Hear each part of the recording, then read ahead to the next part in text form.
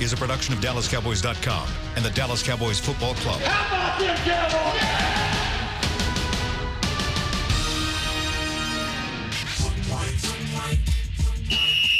Let's go, baby. Are you ready for a break? Yes. Are you ready for a break? Absolutely. Ready for a break?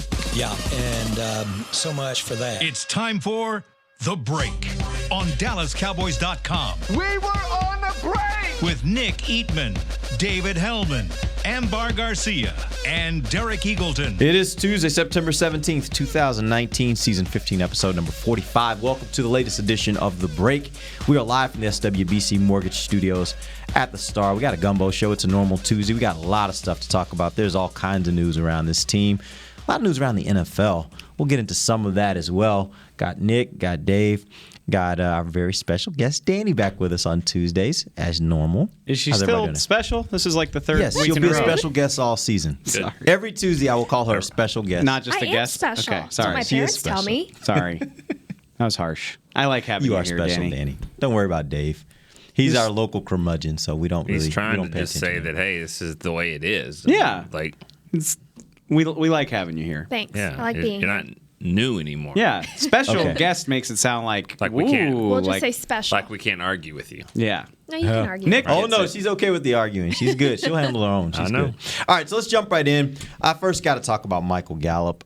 We find out yesterday, torn meniscus, out 2 to 4 weeks. What are we thinking as far as, like, when is the surgery going to happen? Do we know any of those kinds of details? And as far as the 2 to 4 weeks, are you thinking it's closer to 2 or closer to 4? Because that makes a big difference when you think about the fact the Packers are coming up there in the latter half of that. I don't think he's playing against the Packers. I don't know. Like, I hate when the bye week gets in there because then you start thinking about, like, I don't think it'll go that far. But 4 games is Miami, New Orleans, Green Bay, Jets, New York, yeah. and then it's And in Philly. and then Philly at home, then bye. And then bye it's week. a bye. I just, how it gets when it gets down there like Yeah. that. You're like, ooh, he could play, but if he sits out this game, then he gets a bye week, and then he's good to go. I'm really glad I couched what I said yesterday. I was like, I don't think it's a big deal, but let's see what Jason says. So, which, if you're going to be hurt, I guess. I mean, this is good news in the long run. I mean, if you need surgery and you're only supposed to miss a month, that's not terrible.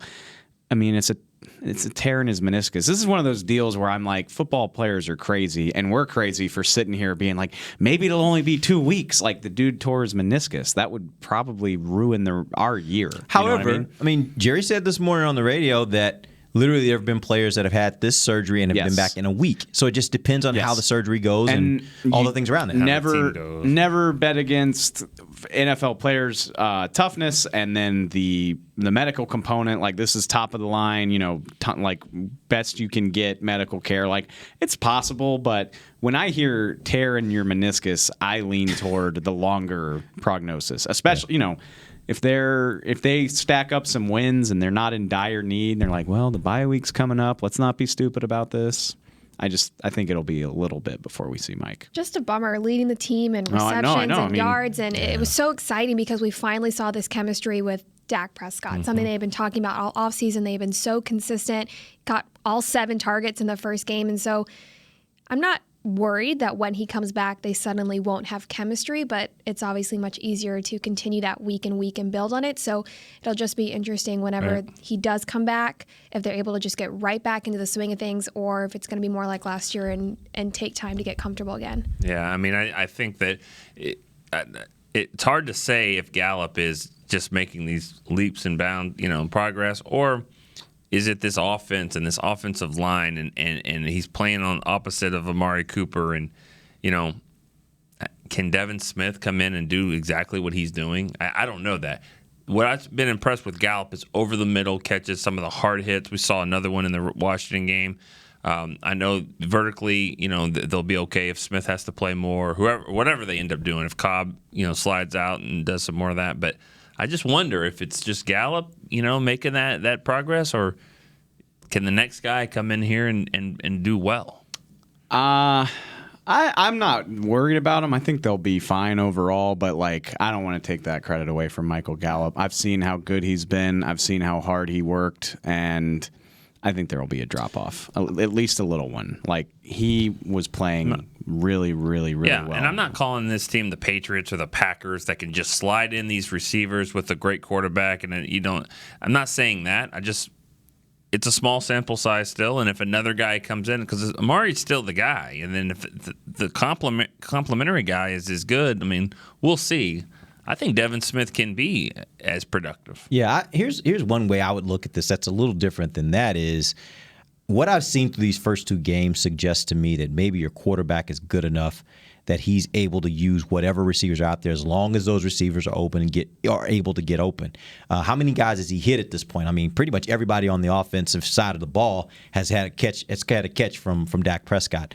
It makes me think that as long as Devin Smith, which I personally believe based on the things I've seen in training camp and throughout the preseason, I personally believe that Devin Smith can provide a receiving option. It was one of the reasons why I thought they should keep him on the team is because he was so much better than any of the developmental guys. He was actually at a level where you said, maybe there's some teams around the NFL where he actually may be a starting caliber wide receiver. Who knows? Point is, he certainly presented as though he were a guy that could contribute in that kind of way. And I think that's what you need right now is you just need a receiver that contributes because your quarterback is showing this ability to be able to get to the open guy. And if he can get open, I think the offense can still function in the same way. Sorry, go ahead. I think a lot of this is to Prescott. He's hit most of his receivers, every game, and everyone has different speed and abilities, and Michael Gallup's going to run a route way different than Amari Cooper, and Prescott is still showing incredible accuracy with the 2 of them. And so I think that'll be really helpful with Devin Smith, and if they continue to use Cedric Wilson, I think that'll be a big part of why they would stay consistent if they do. And Prescott said after the game that Smith, especially with everything he's come back from his injuries and his inspiration, but his speed and he can just do everything on the field. He has a lot of trust in Smith. They look really smart for the way they played this. I mean, this is why you argue about the 5th and 6th receiver, which ironically, a lot of people thought they shouldn't have cut Cedric Wilson. Well, he's on the team and will have a role to play for the foreseeable future too. So it worked out beautifully. And I think the world of the work that Gallup has done this year. I don't think we won't notice that he's gone, but I think Devin Smith is up to the challenge. I don't think it'll be a huge deal.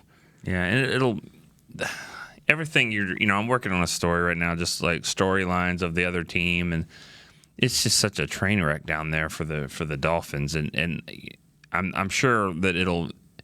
At some point it's going to get better for them because I don't think it can get worse. I mean, in the draft with all these picks. At some point, maybe after, they got 5 first-round picks over the next 2 years. But they also got to replace all the guys they let go. Like they're working at a situation where they get rid of a lot of talent to hopefully possibly bring in more. Yeah. It's weird to I me, think but this is a game where Devin Smith and Cedric Wilson will play a lot for different reasons. I mean, Cooper will get in there, play some, and I think the Cowboys will have a lead, and those guys will still continue. Will this be like the college game where like halfway through the game, third quarter, you kind of pull all your starters? They asked me on 105.3 earlier today if I thought Dak would play the whole first half, and I was I was like, guys, this isn't Alabama against like Charleston College. Like it's still the NFL. I know the Dolphins suck, but yeah, Dak is going to play until halftime. Oh gosh, I would imagine. Can you even imagine what that's can't. like? Literally second quarter, Nick's finished with his story. It's like we're done. We're just sitting up here eating in the press box. From your lips to God's ears. Because we could go home at like 5 o'clock on Sunday. Right. Don't forget these 5 plays. Well, the Cowboys won the coin toss. That's one. They got the ball. And then, jeez, this will be fun. No, you know what? We saying all this, and then, And then it's a close game, right? No, there's no. See, that's the thing. I was about to say, we say all this, but I think we're saying it because they just can't compete. So my point of all that is, I don't know if they'll be throwing the ball around. We'll see what Cooper wants to do. That's actually my next question. I'm sorry for interrupting. I was just going to say that was going to be my next question, that you look at this, and does this at all with Gallup, does this at all change how this team has approached offense these first 2 games? Because I think they've been a team that's really focused more on the pass, and the run has come as the secondary option to the pass. Do you think that now they flip that and they go into more of a, hey, let's run the ball more because we don't have Michael Gallup? This team is so good right now because of the depth. I mean, Antoine Woods is hurt. We're going to talk about that. Okay, well, Tristan Hill, the second-round pick, is going to be able to play if he's hurt, And I understand that Xavier Woods, that would be a big drop-off if he doesn't play because the safeties there aren't the same. But, I mean, like you said on offense, Gallup's out. So now they bring in Devin Smith, who isn't as polished as a route runner and he hasn't played as much. He's a little bit more raw, but he can run. He's faster. He's one of the fastest guys on the team. So that's just a different element. Maybe that even helps him even more as a more of a deep threat. I think it'll just be, what do these guys do? What are their skill sets? And for Devin Smith, why am I putting him in the starting lineup? Is he the guy, I guess? I mean, well, I was actually going to say the other thing, too, which is what I think will help, is they're so versatile. Like, to go back to what we were talking about yesterday, you're like, well, Dez is your X, and Terrence is your Y, and Cole's in the slot. Like, Cobb can play outside, Cooper can play inside. Matter of fact, he did that a lot during camp. They've all done it all. Like, they can all go wherever they want. I don't think Devin Smith is going to be moving inside and out so much, but you can put him on one side and do whatever you want with the other two. But who do I pick up on my fantasy team Devin. if he had Gallup? Devin, I had him in both my leagues. I'm picking up Devin just as an insurance policy. I wouldn't want to start because him. I do. Well, but the thing is, like with Devin Smith, what you wonder is, are they going to basically slide him into Gallup's role and keep everybody else's roles the same? And if so, Devin might be a kind of guy that could get you 4 catches. He might get a few more yards because he's more of a deep threat. I think he's even better deep threat than Gallup. Look at last night. I mean, people are sitting there with 7 points or so with Odell Beckham, and then he gets 1 catch over the middle. 85 yards. He's just better than 89 yards. Better than everyone else. Don't know what the hell the number 20 was doing for the Jets, but that's okay. I don't think he was going to catch him anyways. But my point is, when you have a game breaker like that, boom, and he's that type of guy. Even in the third or fourth quarter of the game, he can still catch the ball. He almost broke it wouldn't have been a long play, but he almost broke the tackle and scored a touchdown in the fourth quarter. Would have been a 2-touchdown game for him. I would guess he will start, assuming they open the game in 11 personnel. I don't know what they play predominantly. Right, loving that. The vast majority of the time. I don't know who else it would be. Yeah. I mean, I think you said it right. Well, it could be Tavon, I guess, if Tavon. But still, I wouldn't want that. I'd prefer to have Devin out there. I would, yeah. I think you said it best. I mean, you can put Devin Smith out there, and Cobb can still have that same role, because if Tavon is not in there and Cobb's the guy doing a lot of swing stuff and all that, I think this might be the game that Tony Pollard does a little bit more than what we've seen. Maybe he can do some of the end-around things, and he's probably going to run the ball some too in the second half. Right. All right, let's take our first break. When we come back, we got to talk about Xavier Woods. That's another big injury for the Cowboys, something that was not expected, I don't think, at least not on my part as of yesterday, but something that's become a big issue for the Cowboys. We'll talk about that when we come right back. This is DallasCowboys.com radio.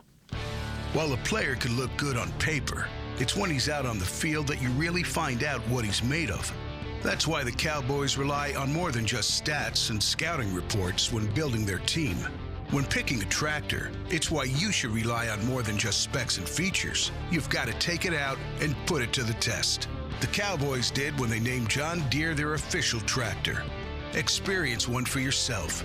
Visit myjohndeeredealer.com/football.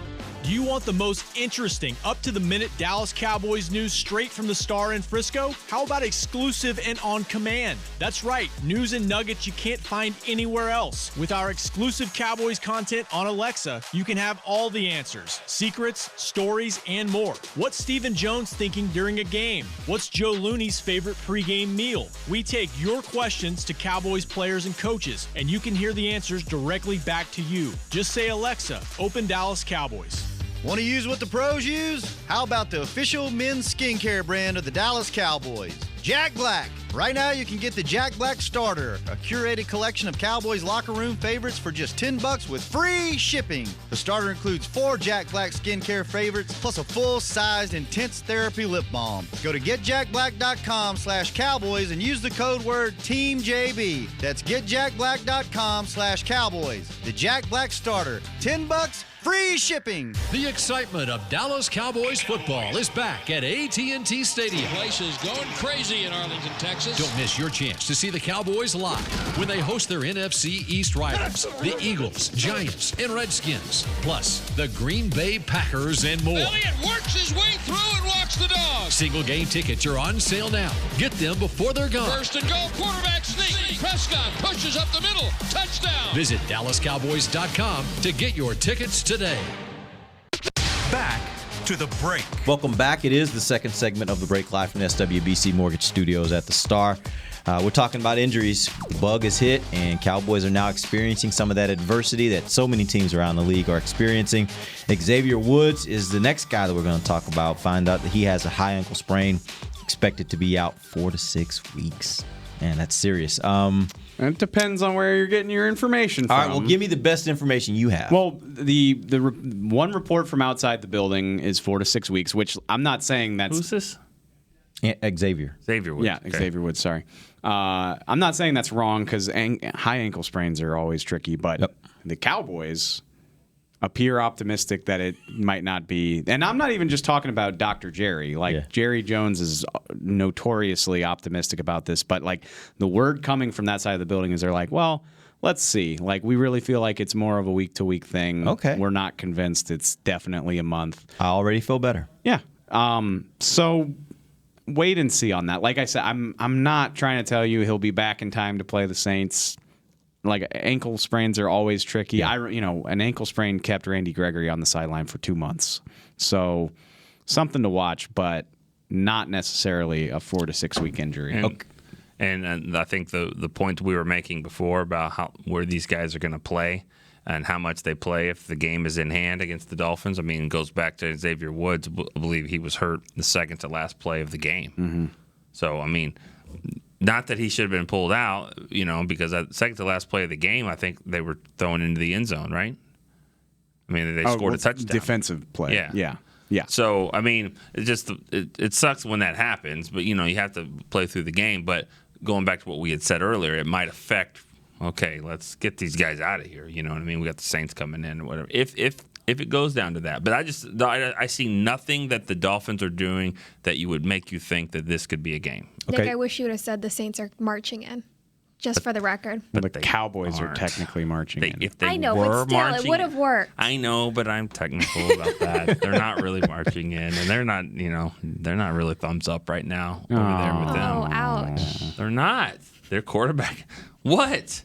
Why are we feeling sorry for everyone? We're like, oh, Eli, oh, Drew Brees. Oh, yeah. I don't like to make jokes about hurt people. It's just personal you're policy. You're a quality person, Dave. It's a personal policy. You're a quality person. But here's my question. How do the Cowboys adjust to Xavier Woods being out? And I don't know. It may affect your answer based upon how long he's out. Obviously, if he only misses this week, then you probably feel like it's not really a hard adjustment. But let's assume, for the sake of this conversation, that this is let's say it's a month. Okay. How do you guys think the Cowboys need to adjust in order to make sure that they're prepared to be able to handle some pretty good passing attacks without Xavier Woods? Well, you get good depth on the guys that very similar to Devin Smith, a guy that was a second or this guy was a third-round pick. I'm talking about Darian Thompson. And he's been hurt. He's had a high ankle sprain. And he comes back and he'll probably go right in. I think he'll start. But I still think Donovan Wilson, when he comes back, which could be this week, he's going to be able to provide some stuff too. So it's just kind of working out. Even though it doesn't work out for injuries, they do have good depth at these spots where they can fill in. I want to see how that goes. Just Darian Thompson, I would assume, the easy fix is they'll just plug him in at safety. He's a third-round pick by the Giants. They love him. They trust him. We'll see how that translates on the field. And I can hear people have already been saying it to me, what are you talking about? Thompson didn't do anything, and Wilson was out here making all these picks in training camp. I'm just telling you, the coaching staff trusts this guy. He's a veteran who has started a full season in the NFL, and I don't think they want to throw a rookie out there to do that right away. I mean, even Xavier Woods barely played safety his rookie year. Now, if it doesn't go so well, how quickly does that change? Brandon Weeden was the man until he lost 2 games in a row, and he wasn't the man anymore. So whether or not you get production out of him will probably determine that. Something I didn't even think about. I think you might have been tagged, or someone was talking to Brian on Twitter about the idea of, well, do you move Byron? Yeah, me and Brian. You've thrown it out this morning on Cover 4 as well. Well, me and Brian spitballed that in the office this morning, and I haven't talked to anybody that suggested that. I doubt they want to move Byron away from the position where he was an All-Pro, but that's how I feel. It was just I had never thought. I wasn't one of my thoughts for that. Let's play devil's advocate and say like Thompson just gets absolutely torched. Maybe not against the Dolphins, but okay. If that happens, if he doesn't play well against the Dolphins, that's certainly troubling. If you're going on the road to play the Saints and then playing Aaron Rodgers. And, maybe or if Wilson doesn't handle himself well, or if they just don't feel like he's ready based on what they see in practice, maybe you do throw Byron back there. But I honestly think if that came to pass, I think they would throw Kayvon out there before they would move Byron. I know that's not ideal, but I think knowing this team and how they deal with veterans, like I think they would get a rotation of those guys and have them kind of out there in different sets and before they would move Byron. I don't think there would be any. I should say there would be very few scenarios in which I think the Cowboys would consider moving Byron from cornerback to safety. Well, I think the Kayvon going out there is below that. I mean, I just don't think he can do that. I don't think he. It's nice to say, but they've done it before, and they did it last year. He was playing last year at safety. And didn't go very well. And Tyler Lockett's still running past him. I mean, I just don't think understand all he that. Can. I think you got to get your best guys out there, and at cornerback they could be pretty deep there. Just because Anthony Brown and Jordan Lewis are doing a nice job, I think the drop off there wouldn't be as significant. So are we talking about what should happen or what we think they will do? That's my point. Like I agree with you guys that I don't want to see Kayvon playing safety. However, seeing how this team has handled Kayvon at safety in the past makes me think that they would probably opt to do that before they would opt to take their cornerback that they may consider to be their best cornerback and move him to safety. What do I always joke about? Like, I love when the team does this, and they do it pretty frequently, is like something is a terrible idea until it's their idea. And so right now they're like, of course we're not going to move Byron. Like, we got Darian Thompson, we've got Donovan Wilson, we have a lot of faith in these guys. Next man up. But what if next man up is a disaster? And then all of a sudden it's like, well, Byron's played some safety. Like, that could be really smart. We do need a number one receiver. Yeah. We're going to get Cooper. Of course we are. It's a bad idea. It's a bad idea until it's their idea. Like, that's how it always goes. So, and I have no idea. I wouldn't bet on it, but this is honestly, they couldn't draw it up any better than this. You get a chance to play them against the worst team in the league. If they struggle, that's not good. And you have a better idea of what you need to do going forward when this game's over. Yep. But if it looks really bad against Miami, I would say, Byron, we hate to do this to you, but you've done this before. It's a tough blow for him too in a contract year. Yeah, but I don't see that hurting his stock. How not? I mean, we saw him at safety. He was not a great safety. He was a really, really good cornerback. And it would be like 3 games at absolute max, and they're like, oh no, your tape at safety is not very good. He's like, cool, throw on the tape of me playing corner and give me my money. But I do whatever they ask me to do. Yeah, I'm a great team player. I'll play wherever you want me to. I don't know if he and his representative will feel the same way, but yeah. Well, you keep saying about the Dolphins part. If they don't play well there, then we know they can't play well. I worry about the other way around. I worry about Darian Thompson getting an interception or Donovan Wilson, and you're like, he's good too. And then Aaron Rodgers is like, yeah, it's nice. Or even Bridgewater. I mean, let's kind of like that GIF that Tank put on social media last night watching the Jets game. I saw you laugh. That's pretty funny. Yeah. Or people said after the Cowboys, after their win over the Giants. Well, it was the Giants. It was you have to see who they're playing. Yeah, if one of these guys gets a pick 6 on Josh Rosen, I don't know if it carries a ton of weight against what might be coming in a couple of weeks. Yeah. I think Teddy Bridgewater will get. I think with Sean Payton and Bridgewater, they will by that. I don't know about this week. I'm sure they'll be fine. They'll be better. They're going to be good because they're not going to face Aaron Donald and all them. Yeah. They'll be good to go. And then of course, Sunday night game at the Dome. I mean, I'm not trying to look ahead. I'm just saying when they'll really be matched, I think Bridgewater. They're not going to be the same as Breeze, but he's fine. I mean, let's also, to cover all of these angles, they did work out Josh Jones today. He's a former, I believe he's a second-round pick of the Packers. Right. Like, I don't know what happened up there, but his Packers career did not go well. But you thought he was a really good prospect. I remember liking him coming out of NC State. It's been a couple of years at this point. I remember thinking he was a good player, and I was surprised at how poorly his time up there went. So, did you look at that whole list of the guys that they were working out? It was very long.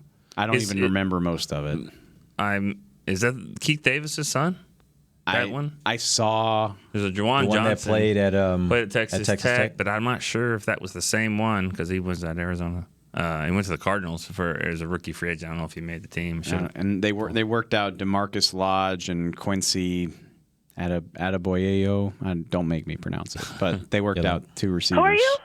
Which we said it yesterday. Keep an eye on Tavon. I mean, if he can't play this week, then there's a lot of options here with Robert Quinn coming back, knowing that they need a spot. I mean, you ask just any fan, they'll say, "Oh, Taco," but then Jerry Jones said today, I mean, that doesn't seem like that's what they're going to do. They want to keep him at least for now.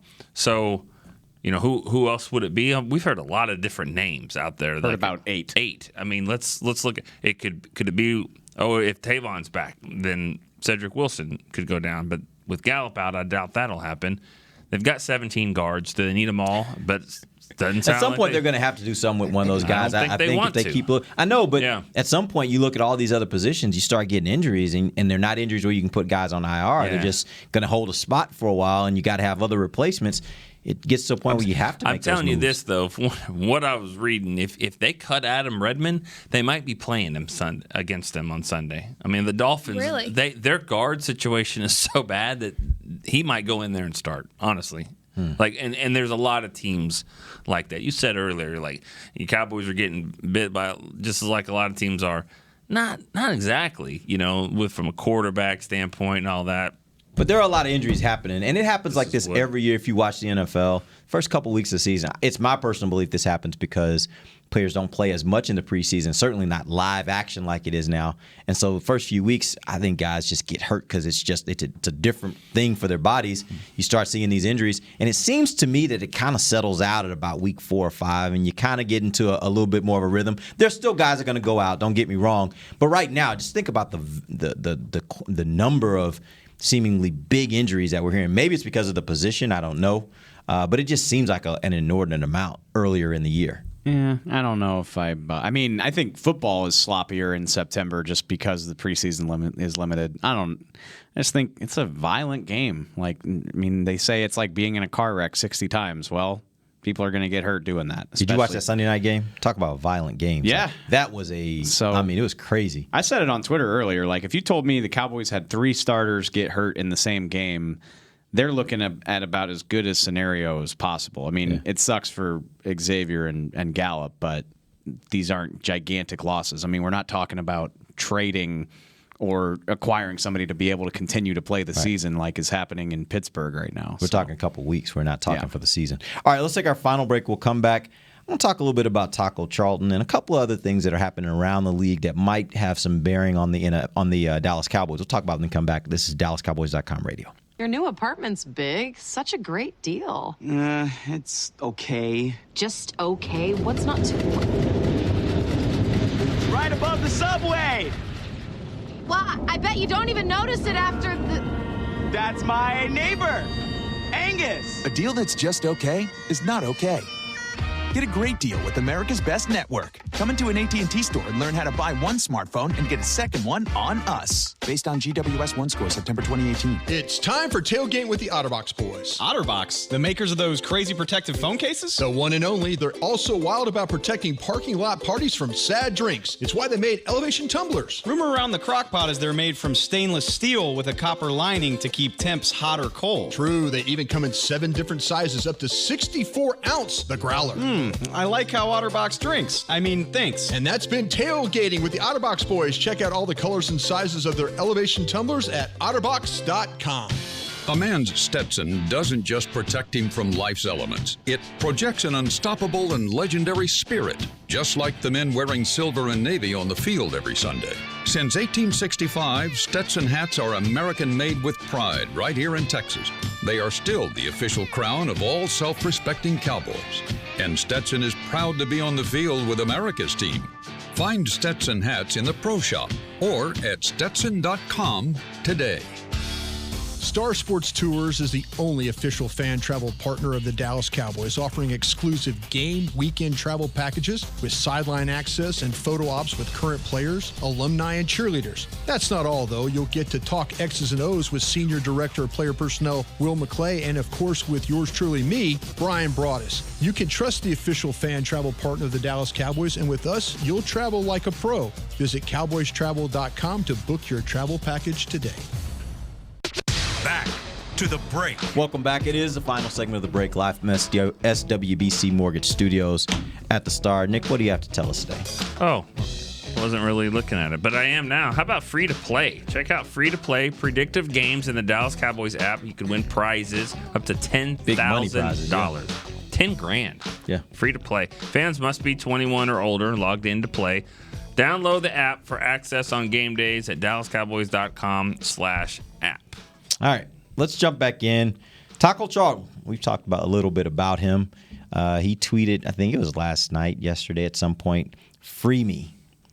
Is this guy becoming a problem for the Cowboys? Yeah. And that was someone had tweeted about Stephen Jones talking on 105.3 The Fan, talking about how he liked Joe Jackson's position flex. That was the tweet. That was the tweet. And Taco quote tweeted it and said "free me" and later deleted it. Dave, you wrote a story on it. Well, honestly, "free me" is the one that gets the headlines because literally I put it in the headline of the story. But like the deleted tweet that really was more interesting was the follow-up. Yeah. You know, it was. And he's a Cowboys reporter, a friend of ours, Mark Lane, was talking, he was tweeting what Steven was saying, and Taco said, "Free me." Mark came back and was like, "Taco, just so you have the full context, like, here's the full quote about what Steven said about Joe Jackson." And he quote tweeted that and was like, "Well, I call BS because that's not what he told me in my reps or whatever, so take that and shove it," basically. I mean, I don't know verbatim. You can go find the screen grabs on Twitter. He was like, that's not what I heard. And then he deleted it and said, "The last thing I want to do is take this to social media." Which Sounds like it's the first thing that he wants to do. When he was told that he was going to be inactive, he went straight to social media, and he's putting the business out there like that, and he's making it all really about him, which is what social media really is. Yeah. But it's just play better. I mean, that's really what it comes down to. I mean, like, be better, like, on the field. Like, they could use a better pass rush. I mean, I just think that there's got to be a reason why he's not better than Dorrance Armstrong or Joe Jackson or all that. But the thing may be also that he doesn't think he's not better than those guys. And for a player in that situation, the only recourse they have in those kind of situations is to make themselves as much of a sore on the team that the team's like, "Man, just get him out of here," right? Because that's the only recourse you have. Parcells had a sign about these guys. You remember? Yeah, I remember that. Yes, I do. I don't. What did it say? Oh, I wish I knew. I wish I knew exactly what it said. Okay. Sorry. True. It's the guys that eat. What was it? No, it was like.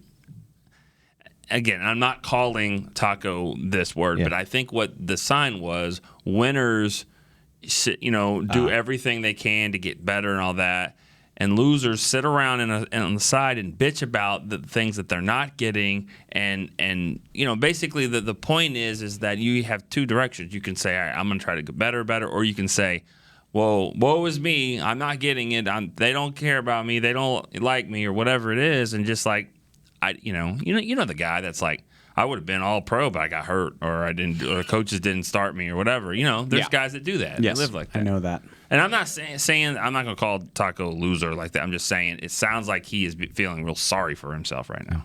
I was laughing, kind of chuckling when you were talking about that a few minutes ago, Derek. It's just like, I'm thinking Antonio Brown and just social media and the videos and everything going on. But it's interesting because a week ago we were talking about, okay, well, it might be good if Taco got a fresh start somewhere else. And then yesterday we learned in Garrett's presser that Tyron Crawford was still having some flare-ups in his hips. So now you're thinking, do we keep Taco through all this? Like, maybe now's not the time to trade him or let him go. Well, the problem with that is he doesn't have the position flex, right? Because that's what Tyron Crawford is. What his greatest asset is, he can go inside or outside.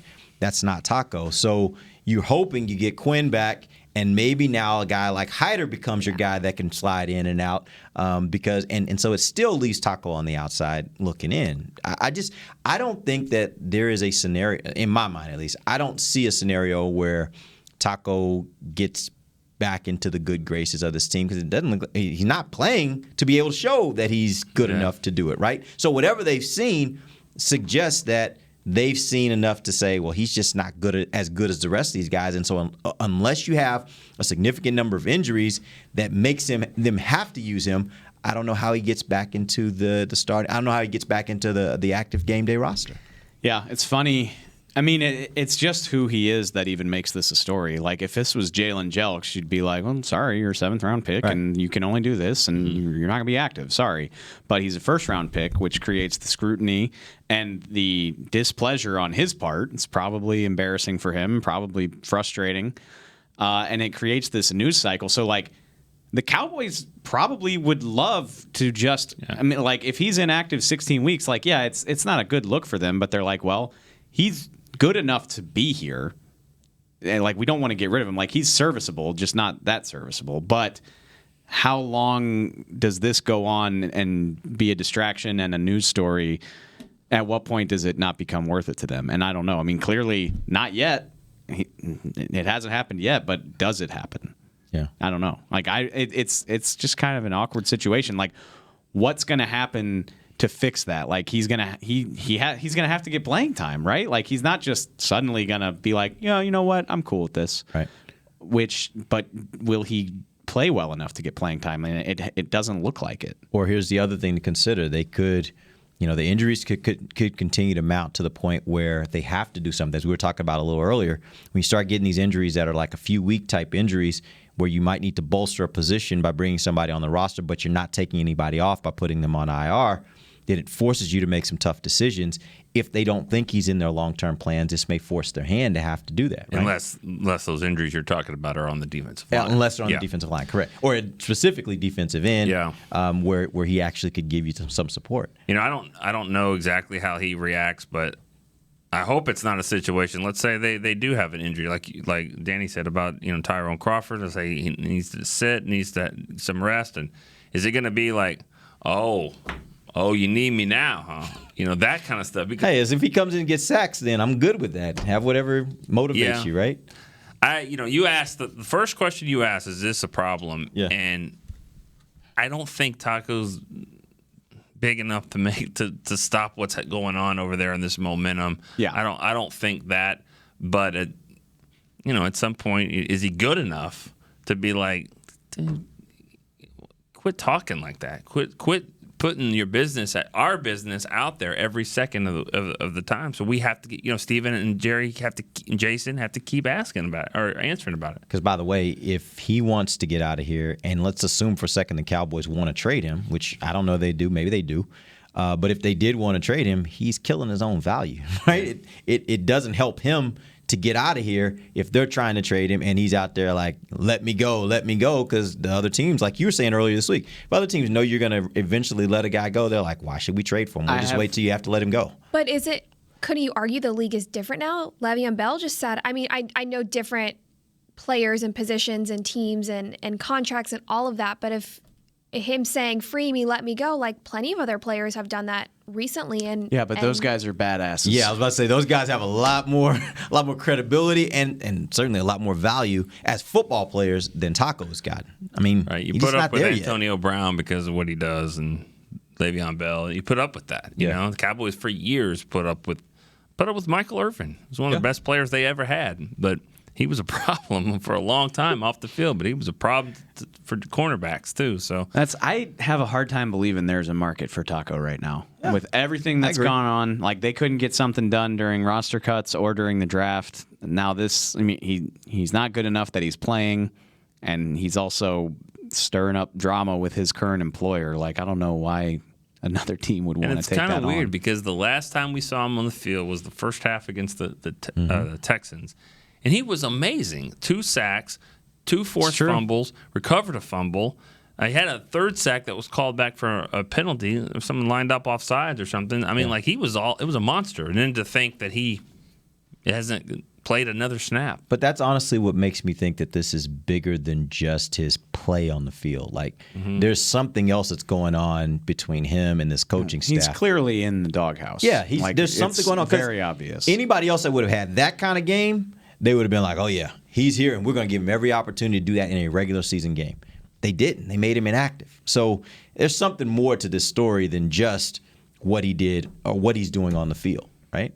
I can only see like two outcomes, which is like one, they wind up parting ways with him, or two, injuries or something force him onto the field and he proves that he's got a role to play. Like, let's say Tyrone has to sit and he plays and plays well. Like, otherwise, this limbo feels so weird. Like, and it makes me feel uncomfortable, clearly. Like I'm stuttering over it. Yeah. I don't know what they're, like, right. Where does it go from here? Well, just go back to what we've said throughout this whole show about different positions. I mean, if something happens at receiver, they really love what Devin Smith can do is step in. If something happens at defensive tackle, bam, there's Tristan Hill.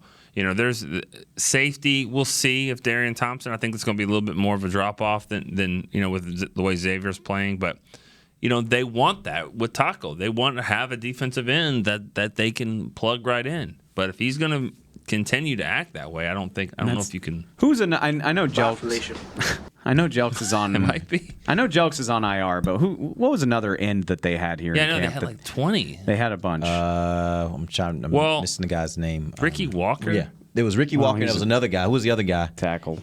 He's on the practice squad right now, right? Wise. Yeah, Wise. All right. Wise plays tackle. I mean, he did a little bit of They both. had him at position flex. Yeah. Let's just use Wise as an example. Like, they would love to have that type of guy who, like, you're going to wear a baseball hat every weekend until we need you, but we like you. The problem is this guy's a headache. Like, typically, if you're not good enough to play, you're not going to be a headache. Right. Like, you're just going to stay on the sideline and you're going to wave a towel and get the crowd into it. Like, that's just your role, right? But if he makes it so that this is just a story that kind of follows the team for the rest of the year, then at what point does it stop being worth it? And I don't know. I mean, like I said, we clearly haven't reached that point yet, but maybe we will. Is the only resolution at this point that he either gets cut or it doesn't sound like there's much trade value. Either he gets cut or at some point they have to play him. Right. I don't know what else would happen. Like, we're just going to do this all year where, like, everybody's like, this is going really great, and this one guy's kind of miserable, but we're just going to deal with it. And they've kind of gotten rid of all those kinds of guys on this team. They don't really have a lot of guys that are upset right now. Even the guys that are looking for contracts, they don't seem to be upset and pressing the issue. Once they got Zeke signed, it seemed like everything kind of just settled, and Taco's the only guy that's not happy. Well, egos might be in play here, and not just Tacos. The Cowboys, think about what that does when as soon as you trade or cut him. I mean, he's already got the bust label anyways, but it's officially stamped as a terrible draft pick as soon as you do that. Right. You know, and they don't want to do that. They don't want to show that we were dead wrong by letting a guy go in his third year as a first-round pick. That is the way draft goes. When was the last time they had first-round pick in? I'm telling it's been a while, because even people love to throw Mo Claiborne at me because he went to LSU, but Mo was a regular starter when he was healthy. Like, I don't think you can even compare. Mo's issue was injuries. Yeah, it was injuries, and even his last year here, I actually thought he was playing pretty freaking good. You actually just opened. I mean, I should have considered this. There's always the possibility, and this is probably the reality. Jerry and Stephen Jones are like, our running back was just in Cabo, and we've had to deal with like suspensions and drama and all this stuff. Like, we don't give a damn if our sixth end is a little unhappy. This is an easy problem to have. This is a very easy problem for us to deal with. Like, don't underestimate the Cowboys' ability to deal with distraction, for lack of a better word. And like, they're probably sitting upstairs like, if this is the biggest distraction we're dealing with, we are great. Like, they might not give a damn that he's unhappy. Especially at this franchise where we know there can be a lot of big distractions that are happening. So that's a relatively light one. Yeah. All right, we appreciate you guys joining us. We're back tomorrow, 11:45, same time. Till then, for Nick Eatman, Dave Hellman, Danny Surek, this is Derek Eagleton. This has been The Break, live on DallasCowboys.com radio. This has been a production of DallasCowboys.com and the Dallas Cowboys Football Club. How about this, Cowboys?